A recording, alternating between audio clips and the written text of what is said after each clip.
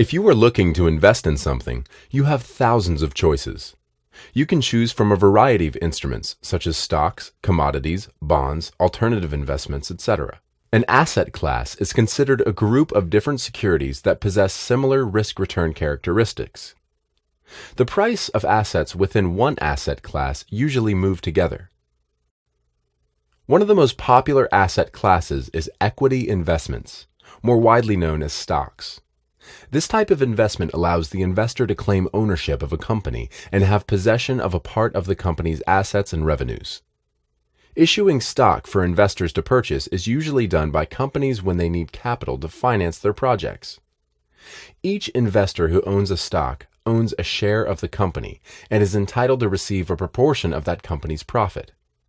These profits are usually paid in the form of dividends.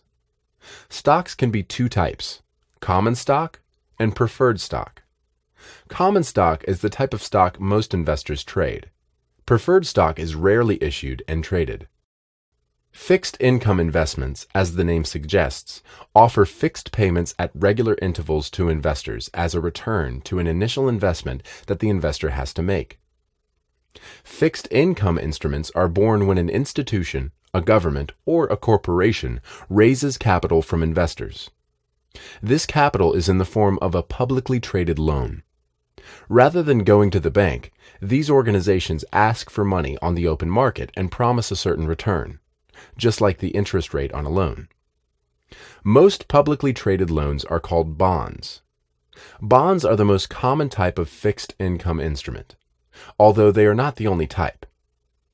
In spite of its name, a fixed income instrument constantly changes its price once issued. Commodities are the building blocks of many things that people tend to use on a daily basis. They are components of almost everything you see in the real world. Commodities include precious metals, industrial metals, agricultural products, fuels, and even CO2 emissions. They are traded in standardized sizes or batches on organized exchanges around the globe. Here is a brief list of some of the commodities with the highest liquidity. Precious metals: gold, silver, platinum. Industrial metals: copper, aluminum, lead, zinc.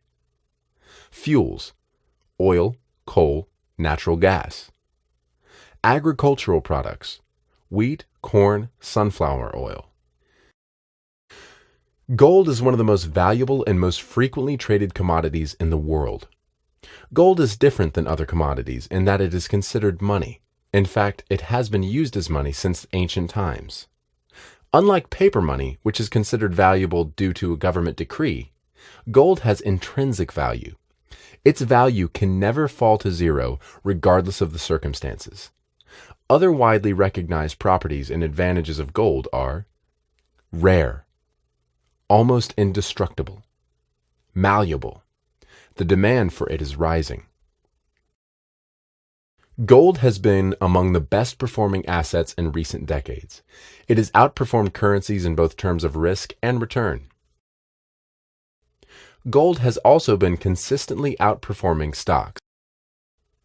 The term investor is mostly used when talking about long-term investment, whereas the term trader and speculator are used for someone who makes the short-term investments.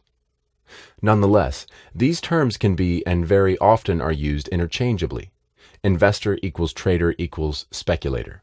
Financial markets are divided according to the asset class traded on them, e.g., equities, exchange, bonds exchange, commodities exchange, etc.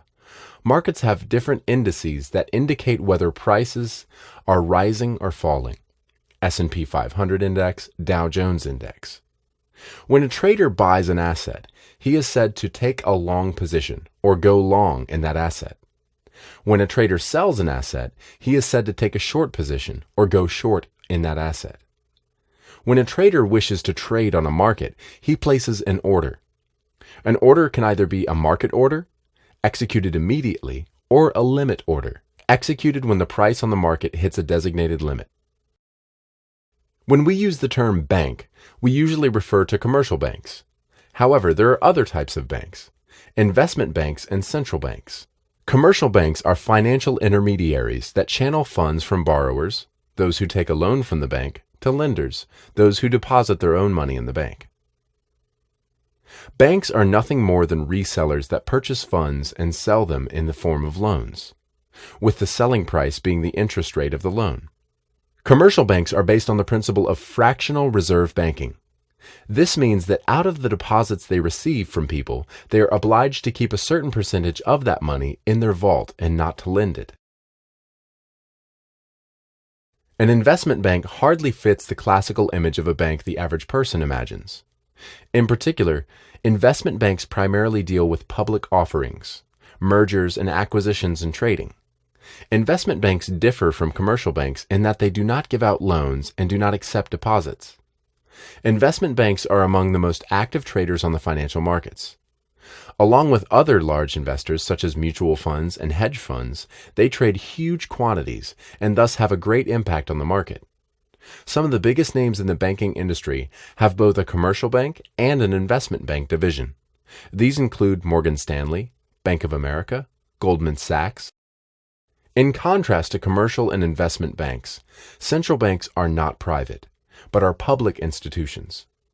A central bank of a given country is a regulatory organ that monitors and supervises the health of commercial banks in this country. A central bank also exercises monetary policy.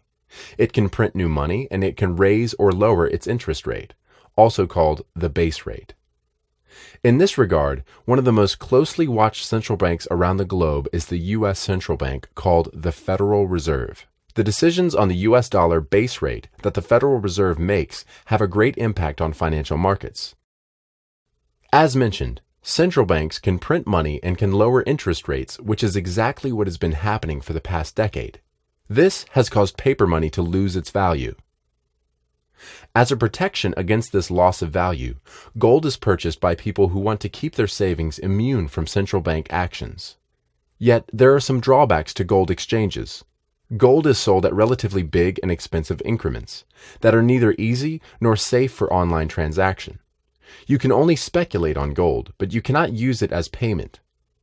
This is about to change soon as the market expects a new entrant, an innovative product called Aurum Gold Coin, which represents a combination between gold and cryptocurrency.